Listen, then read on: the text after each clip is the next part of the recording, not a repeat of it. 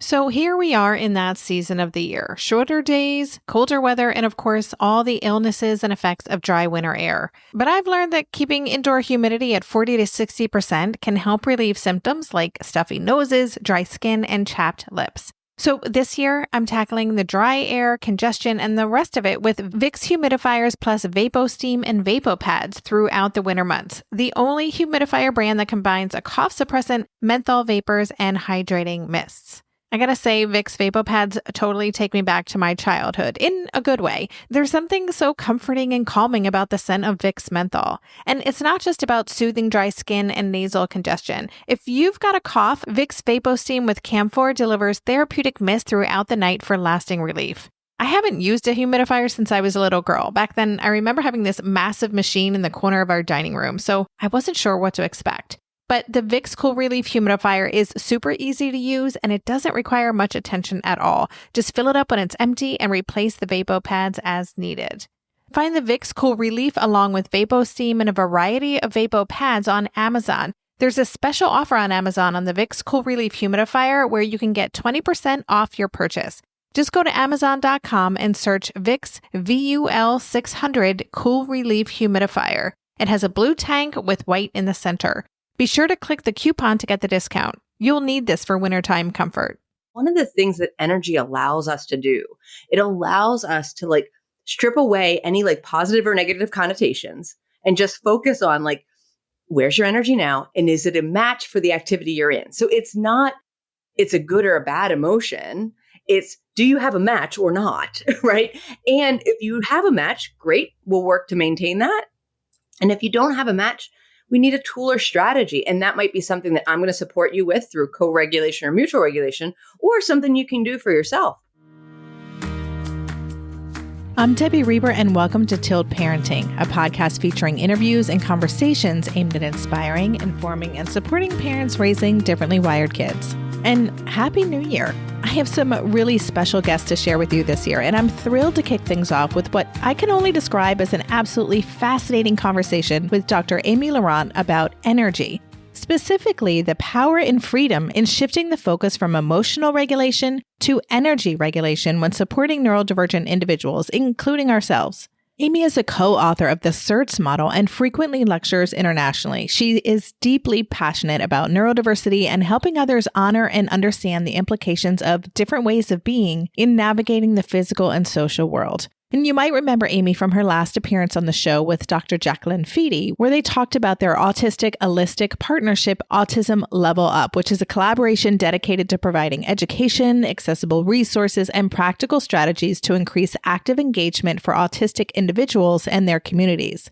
If you haven't heard that one yet, it is a great listen. You can find it at tiltparenting.com/session328 or through the link in the show notes for this episode.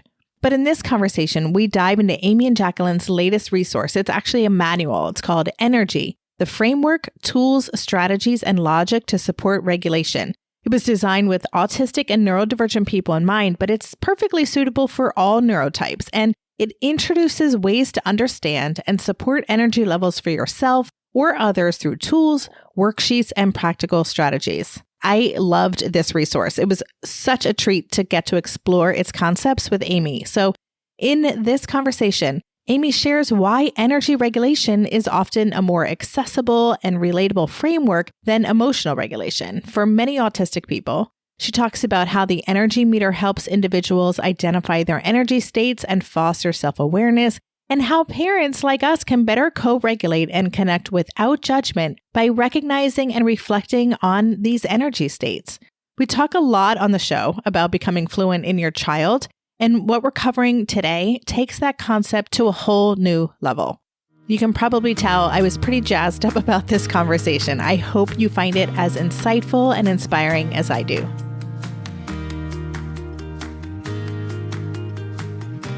Hey, Amy, welcome back to the podcast.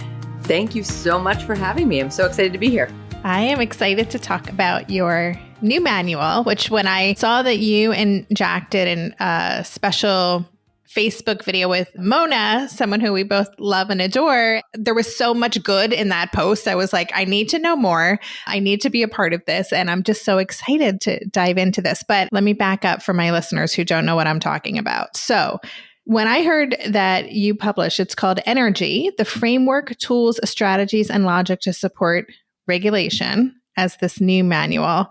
Yeah, I was just super excited. And you talk about it as a pick your own adventure manual. So can you introduce this manual to us? Tell us a little bit about it, maybe its origin story. Sure. So some of your listeners might be familiar with Jacquelyn's and my work. We have a partnership called Autism Level UP, and our entire partnership is dedicated to producing tools and resources that are really useful to individuals who need them. And so everything is informed by the neurodivergent community, often asked for by it, and then generated and field tested with it. And so for quite a while, we've been providing tools around this concept of energy regulation, because we know that many neurodivergent, particularly autistic individuals, really struggle with this concept of emotional regulation and emotional identification and trying to figure out if that's a good fit for them or not. But they still have regulatory needs. And Jacquelyn is one of those people. So my partner is one of those people. And she has significant regulatory needs. But when we started kind of going down the emotion regulation route for her, it was really evident. I should say, back up and tell everybody that she is autistic in case people don't know that about her. When we started going down the emotional regulation route, when she was in an autistic burnout, it became apparent really quickly that the tools and strategies that I had as an occupational therapist and a developmental psychologist that I had studied and developed weren't the right fit for her. And so we went back to the literature and looked at this interplay between physiological arousal or energy and emotion. And when you look at the literature, it's written about as really intertwined. So it was kind of this no-brainer that if we wanted to support people with regulation needs, but the emotion language was getting in the way, all we had to do was strip away that kind of social construction, that layer, and just focus on that physiological arousal or energy. And we started actually creating tools for her to be able to help her recover from the burnout. Super successful. Then we started kind of like throwing them out to the community, making them more broadly available. They were wildly well received by a wide range of people with a wide range of profiles, people supporting very young individuals, but through adults supporting themselves. And so as we developed this suite of tools, it just kept getting bigger and bigger and bigger. And people kept asking us like, oh, it's great. It's on your website. It's free. But could you put it all in one place and really describe it for us? And so that's what the manual is. It's all the tools all in one place with a lot of our thoughts around how we would frame their use and use for if somebody's doing it for themselves or they're supporting maybe a student or their child. If they're supporting someone who has a different communication profile, what considerations might be there. And so that's kind of why it's a choose your own adventure, because you get into it and you're like, I want to know more about X, like, let me go there versus I have to read the whole way through and hope they actually answer this question for me. Yeah. And I just actually want listeners to know, I'll have in the show notes that Amy and Jacquelyn were on the show maybe a year and a half ago or something, talking about Autism Level Up. And we heard more about your story of how you two worked together and became collaborators in doing this kind of exploration together. So it's a great episode. So definitely go back and listen to that. And what struck me from that conversation, it's never left me, is this idea of looking at energy versus emotions, because it's all about emotional regulation, right? Even when we're talking about co-regulation, we tend to be thinking about doing that from the lens of emotions, right? So I do think this is really revolutionary in the reframe. And it sounds like the response, at least from the autistic community, has been, yes, this is what we need. Yeah. And I mean, we've been really fortunate to be involved in like a wide range of projects now where people are, yes, using it with autistic individuals and other neurodivergent individuals, but also starting to use it in like schools, like system wide, and starting to kind of roll it out that way as an alternative to kind of traditional social emotional programs. Because one of the things that energy allows us to do, it allows us to like strip away any like positive or negative connotations and just focus on like, where's your energy now? And is it a match for the activity you're in? So it's not, it's a good or a bad emotion. It's, do you have a match or not? Right. And if you have a match, great, we'll work to maintain that. And if you don't have a match, we need a tool or strategy. And that might be something that I'm going to support you with through co-regulation or mutual regulation, or something you can do for yourself in terms of self-regulation. So it really kind of simplifies the field and also takes away any judgment. I mean, Abby, you can see me right now, like, my energy's high, like I'm pretty amped up. This is a great fit of energy for me to be having a conversation. I am sure there are other podcast guests that you've had who are more in that settled and calm, and you just feel like you're having a nice cup of tea with them, right? And that's the fit for them. And so they're well regulated at settled and calm. And I'm telling you, I'm well regulated at amped up and fidgety.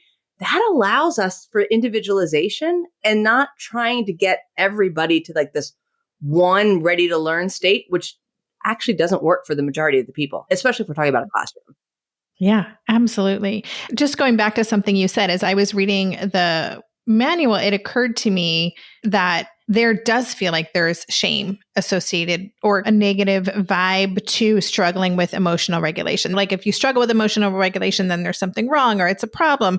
Whereas it doesn't have that same feeling when you're talking about energy regulation. It feels more matter of fact. It is what it is. Yeah. And I mean, I think that is one of the things that people point out the most about it, that it just feels genuine and honest, and there's no judgment in it. It's just, we have a match or we don't.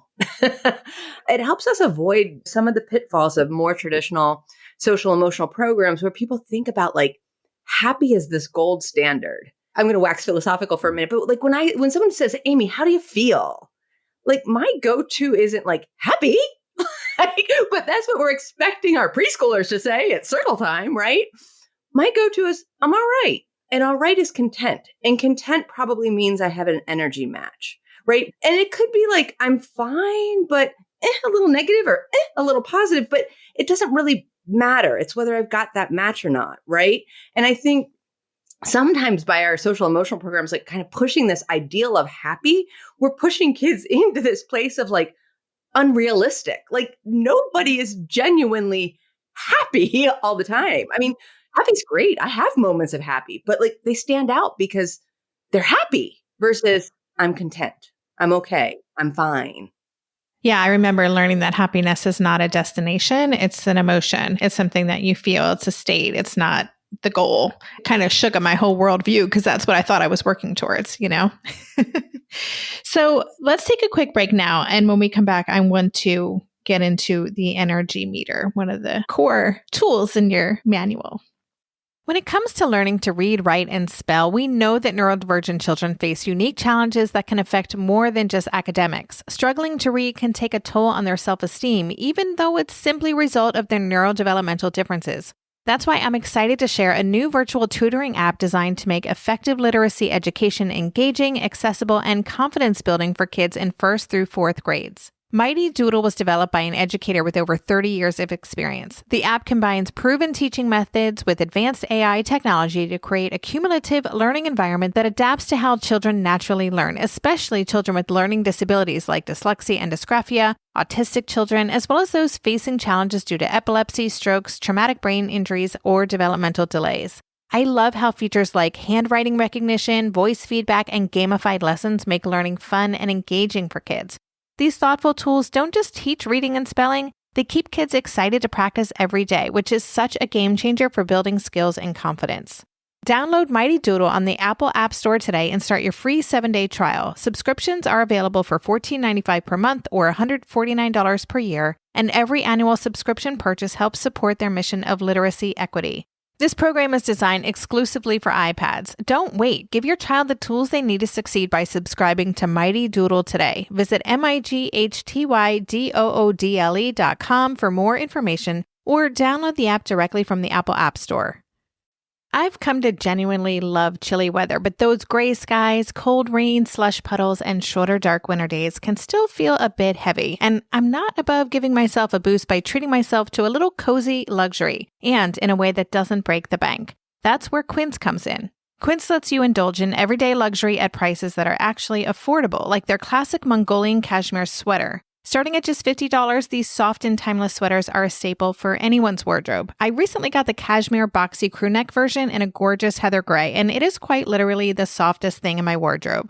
And Quince doesn't just have sweaters. You can also find other high-quality luxe products like Italian leather handbags, washable silk skirts, European linen sheet sets. Even better is that Quince prices are 50 to 80% less than similar brands because they partner directly with top factories, cutting out the middleman and passing the savings on to you. Plus, Quince only works with factories that use safe, ethical, and responsible manufacturing practices. And, of course, they use premium fabrics and finishes for that luxury feel in every piece. Treat yourself this winter without the luxury price tag. Go to quince.com/tilt for 365-day returns plus free shipping on your order. That's QUINCE.com/tilt to get free shipping and 365-day returns. Quince.com/tilt.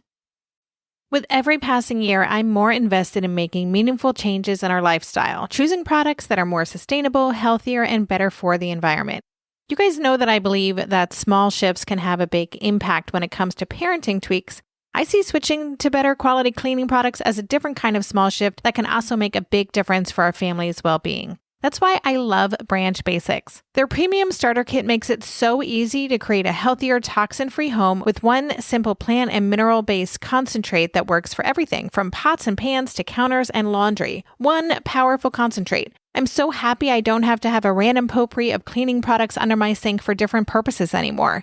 Branch Basics makes keeping a healthy, toxin-free home so easy. Just fill your bottle with water, add the concentrate to the soap line, give it a shake, and you're ready to go.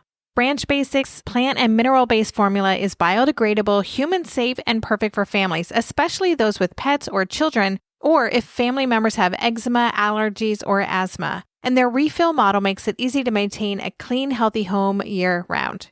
Branch Basics can help you kick off the new year with a healthier home and a fresh routine. Right now, our listeners get 15% off their entire order by using code TILT at branchbasics.com. That's 15% off your order at branchbasics.com with promo code TILT. Make 2025 your cleanest, healthiest year yet with Branch Basics. Okay, so you use an energy meter, which I remember from the Autism Level UP website before. I think we talked about it in the last episode, but it's such a fantastic tool. Can you explain what that meter is and how we can use it? Yeah, so the energy meter is kind of the basis of this framework that all the other tools are built around. And all the other tools actually help us use the meter more effectively too. So it's kind of this symbiotic relationship. But basically the energy meter, it's pretty simplistic. The base meter has 6 different levels, and they really represent different physiological arousal or energy states. And they start at high energy. So maxed out and frenzied, right? Could be good, could be bad, doesn't matter. It's just high energy and go the whole way to asleep. Right? So there's 6 states. And basically, if you're using the meter, if you're kind of in this process of supporting regulation, you're either reflecting for yourself or the person that you're supporting, where is this energy now? Where's my energy now? Where's the person's energy I'm supporting? And then you look at the activity and say, what's the right energy for this activity that's going to support active engagement for this young person or for myself? What energy is needed? And if you say they line up, those arrows, because there's 2 sides of the meter, right? They line up, then we've got a match and you're well regulated. So I'll go back to the example I used earlier. I told you I'm amped up and fidgety. I need to be amped up and fidgety to have a conversation about these kind of things. I've got a match. So even though my energy is quite high, I've got a match. I'm well regulated. I can actively engage. If I got on this morning and said, oh my gosh, I didn't sleep last night, I am actually settled and calm, which for some people might be like, ooh, that sounds good. If I'm settled and calm and I tell you to actively engage in this podcast interview, I need amped up and fidgety, I'm actually like 3 levels off the mark. And so I'm bordering on extreme dysregulation. What does that mean? It means I'm not going to be able to engage. I'm going to need a tool or strategy to bring my energy level up so that I can participate. So that's the basis of the meter. It's just, where is your energy now?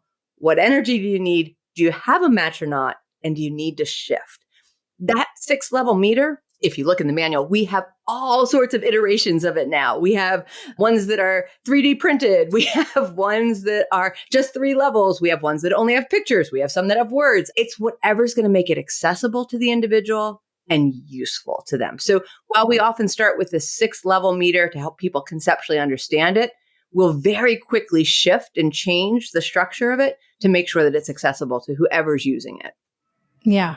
So skipping to kind of the end of the book, I have to say I felt delight when I was looking through the appendix and I saw all the different ways that you present the energy meter. I thought it was so creative. You have a periodic table energy meter. Brilliant. You have a science experiment energy meter and you present them different visually, black and white, color. Like I just loved that and appreciated it so much how you try to make this accessible to so many different kinds of brains. Could you talk a little bit more about that? You touched upon it, but I'd love to hear more about that process. Yeah. So we think about accessibility in a wide range of ways, right? So if we're supporting somebody who might be pretty symbolic in their communication, we're going to use objects. Like we have somebody who uses squishmallows, like they have a cheetah and they have a koala. And if they've got the cheetah, you put your sneakers on and you run after them. And if they've got the koala, you're in for a snuggle sesh, right? So you can use objects based on communication, or we might have words-based or picture-based. But then we also have the individualization to kind of how it resonates for a person. So one of the things we're super mindful of, and I'm laughing about the periodic table one because that's Jacquelyn's, that is the elements of explosivity. Okay. If you look at it, it's great. It fits her perfectly. But one of the things we're really mindful of is that we're introducing the concept of energy to somebody. We want to do it in a neutral and accessible way. So we'll often use something like words if somebody is, conversational, or simple pictures or animals, something that resonates kind of with the population at large that most people have some knowledge of to introduce the concept. So let's say we're working in a preschool with a classroom of all preschoolers. We might have like a sleeping bear, a hound sniffing, and then a buzzing bee, right?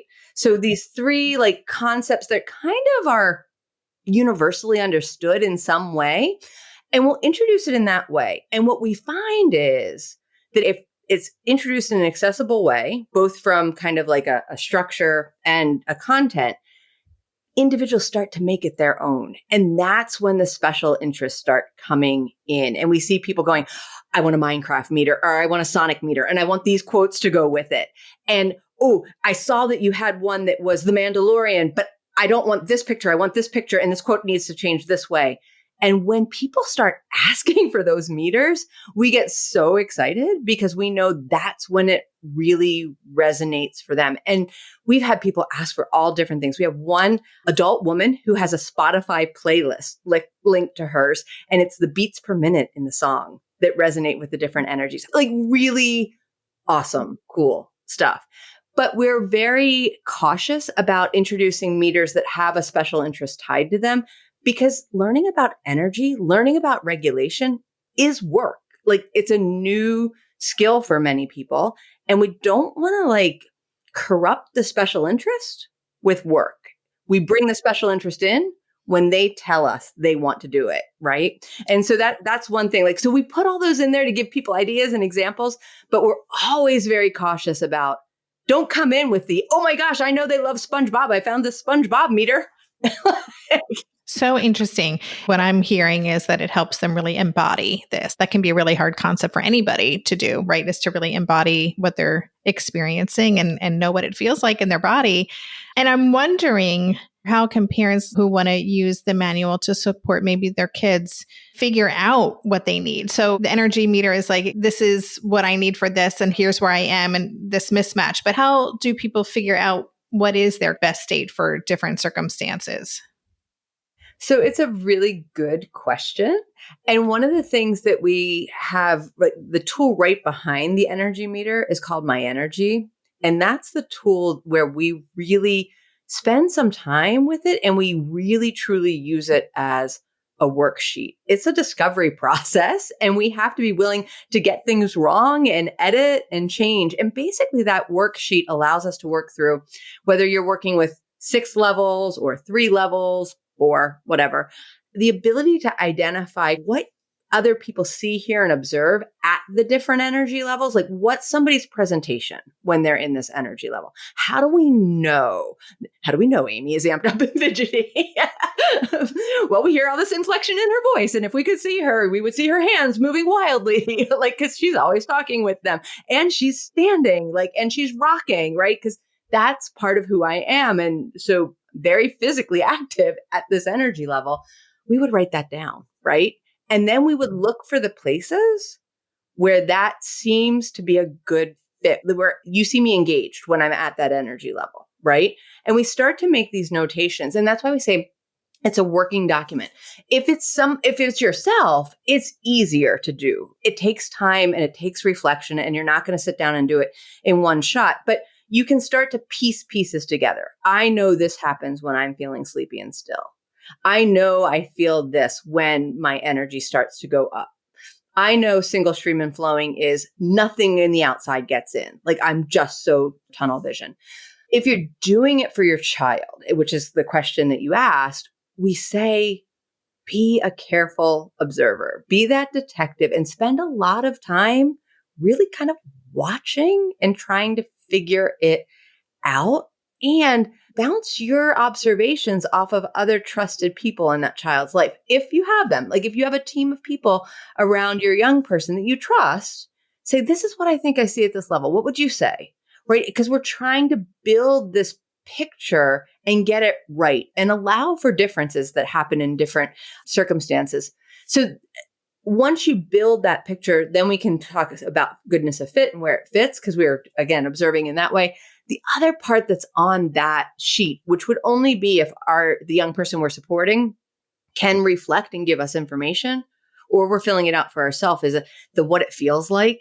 And that one is really telling. Like, if you're supporting somebody who's conversational, who can reflect on their experiences and tell you what energy feels like in their body, it is eye-opening, illuminating, and so important for partners, because we often say, and I don't know if we said this when we met with you last, Debbie, but we'll often say, like, if we filled out my energy and I filled it out for Jacquelyn and she filled it out for herself, the what others see, hear, and observe probably would have had upwards of 95% of overlap. She'll admit to that, because I know her really, really well.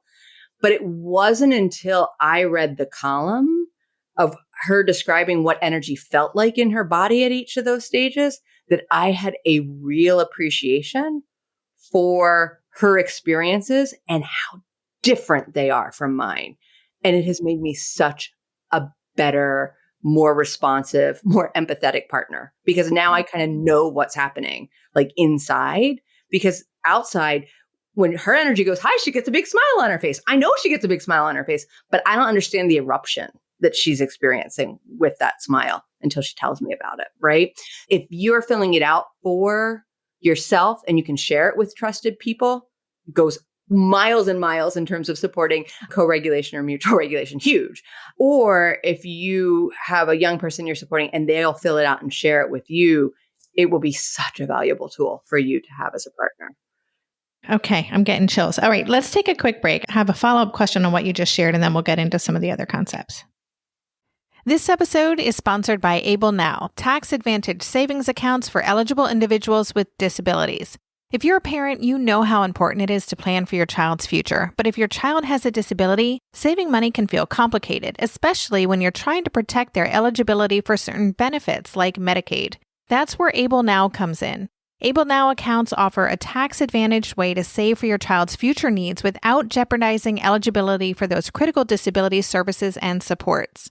Funds in your account can be used for a wide range of expenses, everything from education to healthcare, housing, transportation, and even basic living expenses. Able Now accounts are available to qualified individuals in all 50 states. Are you eligible? Visit ablenow.com to learn how you can start saving today and join thousands of families using Able Now to secure a brighter future for their loved ones. Hey, it's Debbie. I absolutely love making this show and sharing conversations about how we can better support our amazing neurodivergent kids. I also like to keep it real. Raising complex kids can be messy, lonely, and just plain hard. Even when we think we've got it figured out, something new can send us spiraling back into overwhelm. That's why more than 5 years ago, I created the Differently Wired Club. It was the very first membership community of its kind, a space designed specifically for parents raising neurodivergent kids to come together for hope, support, and strategies that truly work. Over the years, many other communities have popped up, but I'm just going to say it. The Differently Wired Club is still unlike any other online community you'll find. Why? Because it is built around connection. I go live in the club 4 to 5 times a month to answer questions, share insights, and dig into what matters most to you. I have to say that new members are always a little surprised when they join an office hours call and find themselves hanging out with me and a small group of parents. But yes, I am in there because this is my passion, and being in community with you is exactly why I created the club. There is so much more to the club, including a packed vault of masterclasses and themed deep dives, plus monthly calls with experts, but I'll stop there for now, and I'll leave you with this. No matter your child's age or profile, if you're feeling depleted, overwhelmed, and out of strategies in your parenting life, the Differently Wired Club can help you reset, refocus, and start seeing positive shifts for your family. Learn more and sign up at tiltparenting.com/club. That's tiltparenting.com/club. I just find this conversation so interesting. I read through the book and I still want to reiterate this idea, like the single stream flowing, right? You read that on the energy chart. And my first instinct was like, well, that's where you want to be. You want to be in flow, right? Like that's how I interpreted it. I just really love this idea that none of this stuff is good or bad. It's understanding what it is for the individual. I talk a lot here about becoming fluent in our kids, and that does take a lot of observing and noticing, but this is next level what you're talking about. And it's exciting. Like I'm excited to really play with this. And I'm thinking about a time when my kiddo must have been 6 or 7. We were in the car on the ride home from OT, and it had been a very, let's say, dynamic OT session. And Ash said to me that his head felt bubbly. He's like, I have that bubbly head feeling. And I remember, wow, that is so interesting. Like that he could name that. I kind of took that like, okay, bubbly head, dysregulate. Like I just simplified it. I didn't go further with it. Now I'm really curious because it seems so exciting when you can really understand another person's experience. Again, when we talk about nervous system platforms like Mona's work, and this is a whole next level of being able to show up for and support the people in our lives. The word that keeps coming back to me today is illuminating, but it's just groundbreaking in a relationship to have that kind of information about somebody, if that makes sense. It's extremely powerful. And we know we can't have that for everybody. If we're supporting someone who's not reflective and conversational in those ways, we're not going to pretend we know what they're feeling in their body. But if we have someone who can share that information, we absolutely want them to. And it helps us remember not to be biased by our own experiences, right? Like, even if we were talking about an emotion, not necessarily an energy state, but an emotion, like we all have our perception of what we think happy feels like in our body or sad feels like in our body. And people will talk about like a heaviness for sad, but where I experience a heaviness might be really different from where you do, or maybe you don't at all. Maybe something happens with your vision, right? Like, so this ability to like step away from our own bias of our own experience and just say, tell me what it is like for you, because I guarantee it's not what it's like for me. Yeah. Yeah. A quote I had pulled out, you wrote in the how-to guide for supporting others in doing this work. First, abandon all assumptions. And it's hard to do because it forces us to stop and think, reflect on ourselves and get curious, right? But we're moving so fast. We're putting out fires. We're trying to do all the things. It takes intention to do that. So let's talk then a little bit about how to use this book. So it's, as you said, it's a choose your own adventure, and it's not a book you're necessarily going to sit down and read cover to cover. And I really appreciated that. You're like, if you're this person, go to this page. You really kind of set people off. So can you talk a little bit about how you structured it in that way? It felt to me as a writer, I was like, whoa, this was a heavy lift to really map all of this out. Can you talk about that? Yeah, I'm really glad we did it this way, but you're not wrong. It was a bit of a moving puzzle. Like, and I directed people to this thing. Does it actually exist? Like, or do I have to write that now? It was a real question a couple times. So it's designed to be useful. So it is this comprehensive suite of tools, and somebody can absolutely pick it up and work through it in a way that makes sense to them. Like, okay, I basically understand this concept of energy. My energy would help me refine my use of the energy meter. I'm going to go there next. All right, now that I've got that refined, I want to jump over these parts and go, if I need a tool or strategy, how am I going to determine what kind of tool or strategy I'm going to use? Let me jump to this part of the book to start to figure out and individualize those things for myself. So there's a way to systematically work through tools to get somebody to what they need to support themselves. And you can do that in a really comprehensive way. But we also designed parts of the book to be very much in the heat of the moment. If you're in the moment, as you said, here I am, I'm trying to be a careful detective. I'm observing everything, but I'm also putting out fires while I'm doing it. What do? We have a section right up front. Like if you're currently dysregulated and in crisis, or you're supporting somebody who's dysregulated and in crisis, read this. Don't even get into the rest of the book. Just focus here. We also have a section that says, I'm really interested in all of this, but it looks too much and too overwhelming right now. Can you start me off at like a base level? And we call it the E3L, or the energy 3 level system, which is just what's the down and dirty. I think about it as Cliff Notes for somebody. And so there's a way in there. But I would be remiss if I didn't say that in addition to all these practical ways of accessing the tools and how it's written, we do have a research base written in throughout the book. It's in an appendix. And there's reference lists and things. And they are all at the very end after everything, because Jacquelyn says nobody wants to read all those words. And she said, I could put them there, but they had to be like away. So people who really wanted them could find them, but they didn't get in other people's ways. I don't disagree with that decision. It is really a wise decision because it doesn't interrupt the flow. And as somebody who does want to dig deeper and understand the neuroscience or something, they can find the reference or the resource that they're looking for. It's all there. It just doesn't get in the way of, let me figure out how to practically use whatever aspect of this manual is going to work for me at this moment. You don't have to weed through stuff. Yeah, exactly. But that appendix is very hearty. There's a lot of information there and resources, and I do love a hearty appendix. So I appreciate that. Can you explain the concept of the person in context? I thought that was a really interesting idea that you share. So that is perhaps one of our favorite tools, maybe Jacquelyn's favorite entirely, because what it does is it looks at a person and you build a profile for the person, again, without any judgment. And you're looking across 8 different dimensions: physiological, interoceptive, sensory, communication, cognition, social, sensory, motor. And you're building a profile, and it's just who this person is. How do they experience the world? Gather as much information as you can from the person or from that team of trusted people around that person who love and are careful observers of that person. Build that profile. And then put that profile in different contexts, whether it's an activity or environment. And what you'll see is when that person is well engaged and they're well regulated, you're going to see a lot of matches. The communication demands match up with their profile. The social aspects align with what they want in terms of social engagement.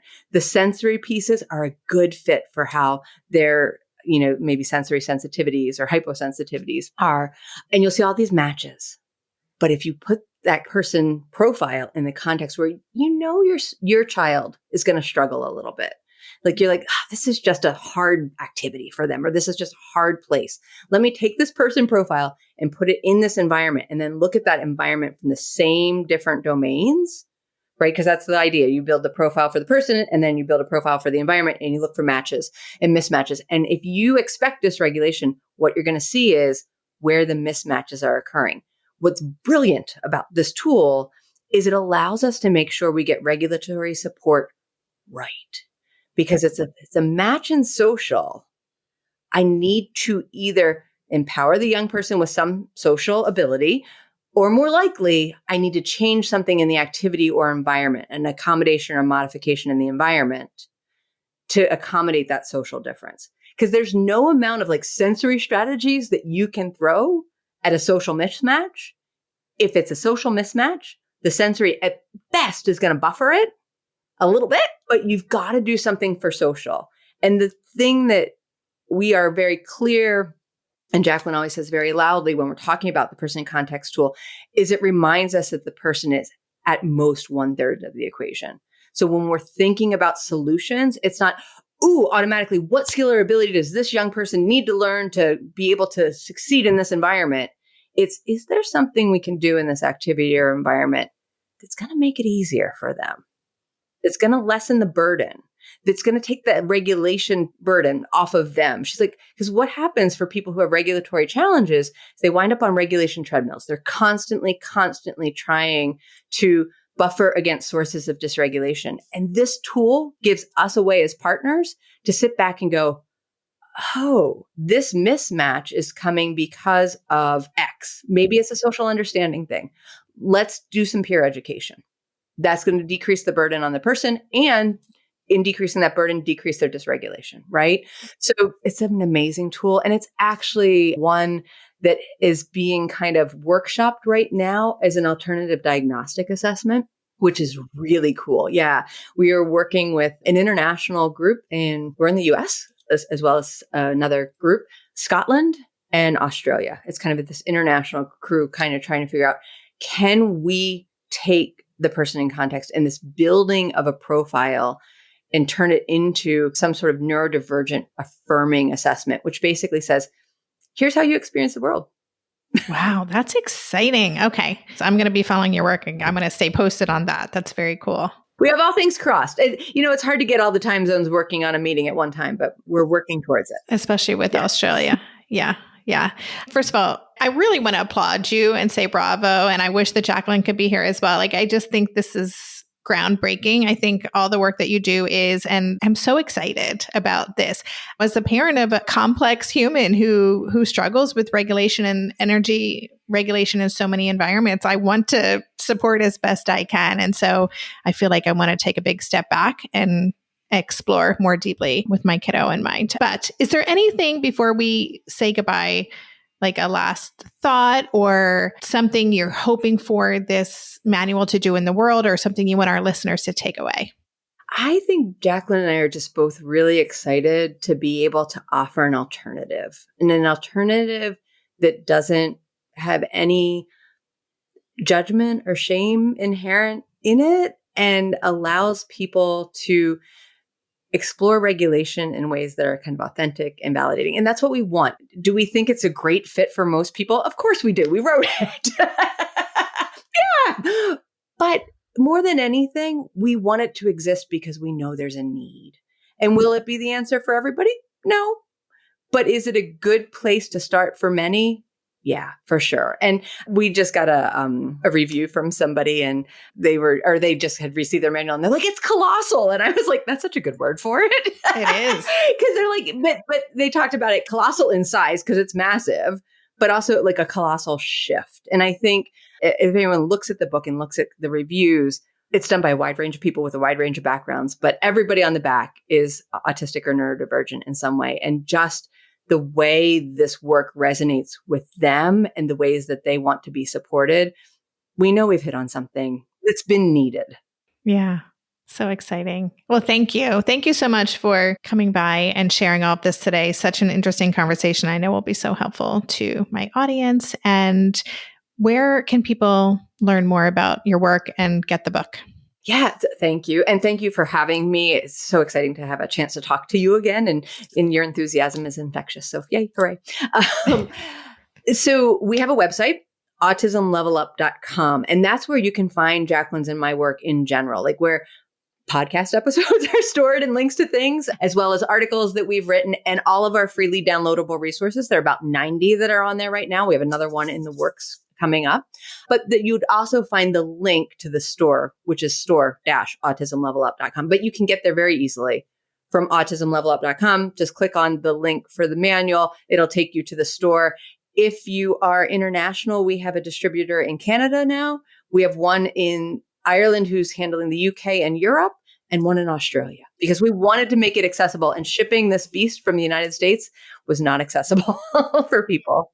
Yeah, I'm sure. Awesome. So listeners, I will put links in the show notes pages. Definitely check this out. It is a wonderful resource. And thank you again, Amy. So great to have this conversation with you.